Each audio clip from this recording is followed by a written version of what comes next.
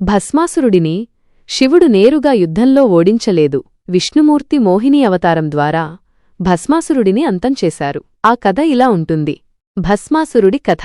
ఒకప్పుడు భస్మాసురుడు అనే రాక్షసుడు శివుడిని ప్రసన్నం చేసుకోవడానికి ఘోర తపస్సు చేశాడు. అతని తపస్సుకు మెచ్చిన శివుడు ప్రత్యక్షమై వరం కోరుకోమన్నాడు. అప్పుడు భస్మాసురుడు, నేను ఎవరి తలమీద చేయి పెడితే వారు వెంటనే భస్మమైపోవాలి అని వరం కోరాడు. భోళాశంకరుడు ఆ వరాన్ని ప్రసాదించాడు.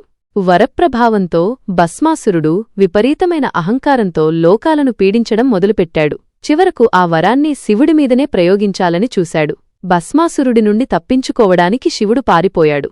విష్ణుమూర్తి మోహిని అవతారం. భస్మాసురుడి ఆగడాల గురించి తెలుసుకున్న దేవతలు ముఖ్యంగా విష్ణుమూర్తిని సహాయం కోరారు. అప్పుడు విష్ణుమూర్తి ఒక అందమైన స్త్రీ రూపం మోహిని అవతారం ధరించాడు. మోహిని రూపంలో ఉన్న విష్ణుమూర్తి భస్మాసురుడి ముందు ప్రత్యక్షమయ్యాడు. ఆమె సౌందర్యానికి భస్మాసురుడు మైమరచిపోయి ఆమెను ప్రేమించి పెళ్లి చేసుకోవాలని కోరాడు. మోహిని అంగీకరిస్తూ, నేను మీతో నాట్యం చేస్తాను, మీరు కూడా నావలనే నాట్యం చేయగలిగితే నేను మిమ్మల్ని వివాహం చేసుకుంటాను అని చెప్పింది. భస్మాసురుడు అందుకు అంగీకరించాడు. భస్మాసురుడి అంతం.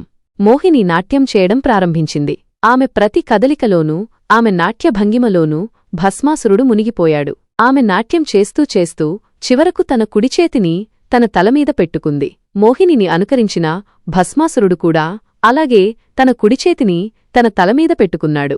వరప్రభావంతో భస్మాసురుడు తక్షణమే భస్మమైపోయాడు. ఇలా శివుడికి ఇచ్చిన వరం ద్వారా వచ్చిన ఆపదను విష్ణుమూర్తి తన మోహిని అవతారంతో చాకచక్యంగా తొలగించారు.